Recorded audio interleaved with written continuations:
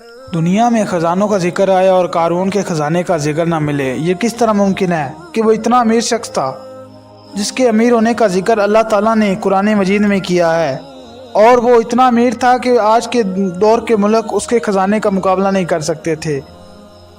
اس کے خزانوں کو اٹھانے کے لیے کتنے اونٹ تھے اور اس کے خزانے کی چابیاں اٹھانے کے لیے کتنے خچر رکھے ہوئے تھے۔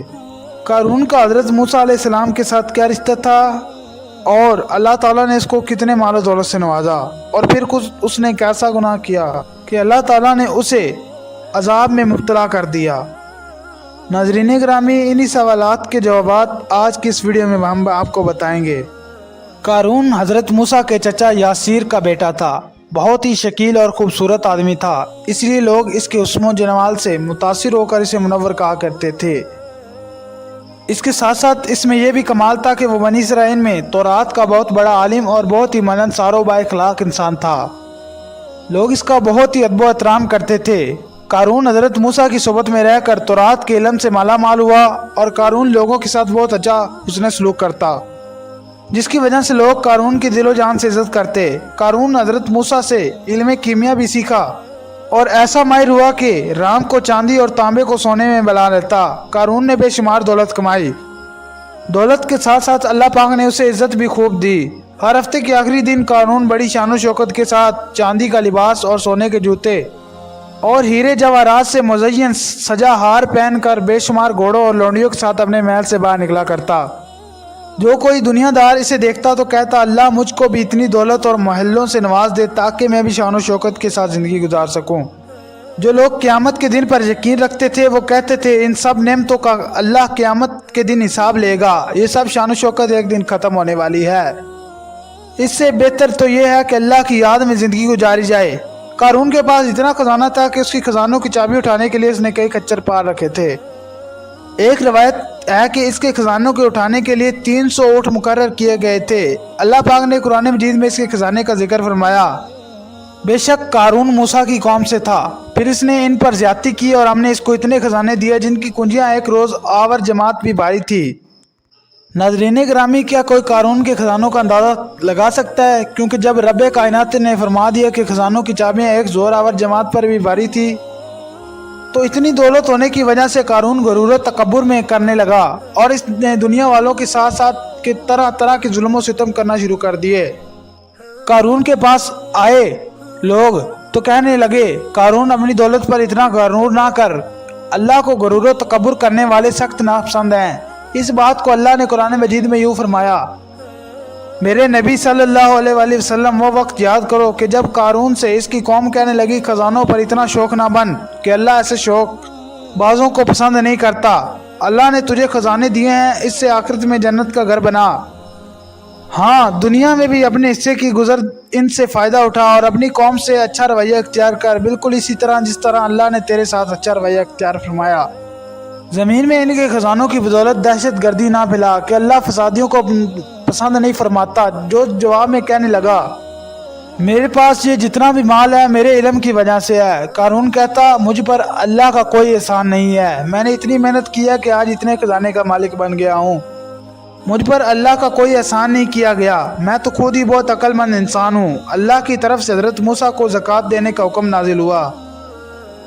جب موسیٰ علیہ السلام نے قارون کو زکوٰۃ دینے کا حکم فرمایا تو قارون نے کہا، جی بھائی، میں اپنی دولت کا 1000واں حصہ زکوٰۃ ادا کروں گا۔ جب اس نے سارے خزانے کا زکوٰۃ کا اندازہ لگایا تو وہ تو بہت زیادہ تعداد میں بن گئی، تو اس کے دل میں لالچ آیا، تو اس نے زکوٰۃ دینے سے انکار کرتے ہوئے بنی اسرائیل کو کہا، حضرت موسیٰ علیہ السلام کی کسی بات پر یقین مت کرنا، وہ تمہاری دولت کو زکوٰۃ کے بہانے کم کرنا چاہتا ہے۔ قارون نے بنی اسرائیل کے لوگوں کو حضرت موسیٰ کے خلاف کرنے کے لیے ایک چال چلی۔ اس نے ایک عورت کو بے شمار دولت دی کہ تم حضرت موسیٰ پر بدکاری کا الزام لگاؤ اور سب لوگوں کو یہ بتاؤ کہ میرے ساتھ موسیٰ علیہ السلام نے بدکاری کی ہے۔ قارون نے بنی اسرائیل کو اکٹھا کیا اور حضرت موسیٰ علیہ السلام کے پاس آ کر کہنے لگا، اے موسیٰ، بنی اسرائیل کے لوگوں کو واضح نصیحت فرمائیں تاکہ وہ اللہ کی طرف متوجہ ہو جائیں۔ حضرت موسیٰ بنی اسرائیل کے لوگوں کے پاس تشریف لائے اور فرمانے لگے، جو چوری کرے اس کا ہاتھ کاٹ دیا جائے گا، جو کسی دوسرے پر بدکاری کا الزام لگائے تو اس کو 80 کوڑے مار کر سزا دی جائے گی،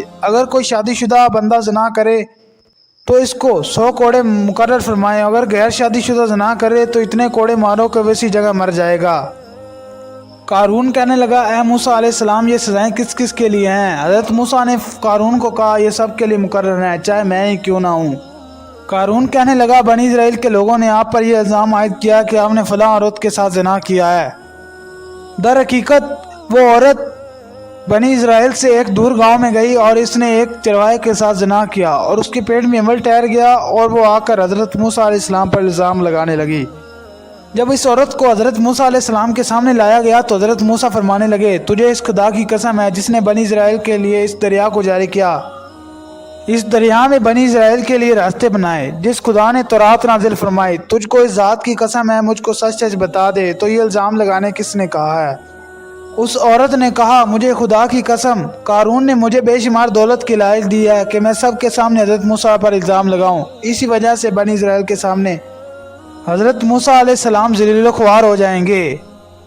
ये कितना बदबख्त आदमी था कि इसने हज़रत मूसा के कहने पर वो बेशुमार दौलत ज़कात ना दी और इसने उस बेशुमार दौलत को उस औरत पर निछावर किया ताकि वो हज़रत मूसा अलैहिस्सलाम को बदनाम कर सके, लेकिन वो अल्लाह के जलील कदर पैगंबर थे। इस औरत की बात सुनते ही हज़रत मूसा ने अल्लाह का शुक्र अदा किया।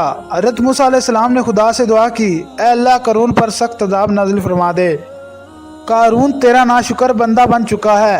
अल्लाह ने हज़रत मूसा अलैहिस्सलाम पर वही नाजिल फरमाई, मैंने ज़मीन को तेरी फरमाबरदारी का हुक्म दे रखा है, आप जो चाहें ज़मीन को हुक्म दें। हज़रत मूसा ने कारून से पूछा, तुम में ने सब क्यों किया? कारून ने जवाब देते हुए कहा, मूसा अलैहिस्सलाम, अगर अल्लाह ताला ने तुझको नबूवत अता की है तो मेरे पास भी दौलत की कोई कमी नहीं, अगर आप चाहे तो मुझे आप बदवा दे सकते हैं और इसके बदले में मैं भी आपको बददुआ दूंगा। हज़रत मूसा अलैहिस्सलाम ने फरमाया, बता, पहले तू मुझे बददुआ दे, मैं अल्लाह से तेरे लिए अज़ाब की दुआ करूं। कारून कहने लगा, पहले मैं तुझे बददुआ देता हूं कि कारून ने जो हज़रत मूसा अलैहिस्सलाम को बददुआ दी तो हज़रत मूसा अलैहिस्सलाम को कुछ ना हुआ। फिर हज़रत मूसा ने बनी इस्राइल को फरमाया, ऐ लोगो, जो कारून के साथ है वह कारून के साथ जाकर खड़ा हो जाए, जो मेरा साथी है वो मेरे साथ आकर खड़ा हो जाए। हज़रत मूसा का ये हुक्म सुनते ही सिर्फ 2 आदमियों ने कारून का साथ देना मुनासिब समझा, क्योंकि वो कारून के मालो दौलत पर कब्जा जमाना चाहते थे, इसलिए उन्होंने कारून का साथ दिया ताकि कारून बच गया तो हमें भी अपनी दौलत में कुछ हिस्सा देगा। हज़रत मूसा अलैहिस्सलाम ने ज़मीन को हुक्म दिया कि इन दोनों को अपने अंदर दंस ले, तो ज़मीन ने इन दोनों आदमियों को अपने अंदर दंस लिया। जब ये सूरत हाल कारून ने देखी तो वो हज़रत मूसा अलैहिस्सलाम को रिश्तेदारी के वास्ते देना शुरू कर दिए। इस वक्त हज़रत मूसा अलैहिस्सलाम ने कारून की किसी बात की तरफ तवज्जो न दी। इस तरह कारून सारा का सारा ज़मीन में दस चला गया। जिन 2 आदमियों ने कारून का साथ दिया वो कहने लगे, हज़रत मूसा ने कारून को ज़मीन में इसलिए दफन किया कि इसके सारे खजानों पर कब्जा कर लूँ। इनकी ज़बान से ये अल्फाज सुनकर हज़रत मूसा अलैहिस्सलाम ने ज़मीन को हुक्म दिया कि कारून के सारे खजाने को अपने अंदर दफन कर ले, और ज़मीन ने हज़रत मूसा के हुक्म की तामील की। नाज़रीन गिरामी, ये अल्लाह ताला का एक नेक बंदा था और ये हज़रत मूसा अलैहिस्सलाम के साथ भी रहा। फिर अल्लाह ताला ने इसकी हालत पर तरस खाते हुए इसको मालो दौलत से नवाजा और मालो दौलत के नशे में आकर इसने अल्लाह ताला की नाफरमानी की और अल्लाह ताला ने इसकी नाफरमानी की वजह से इस पर अज़ाब किया। अल्लाह ताला से दुआ करते हैं कि अल्लाह ताला हमें अपनी ज़िंदगी उसकी तौफीक में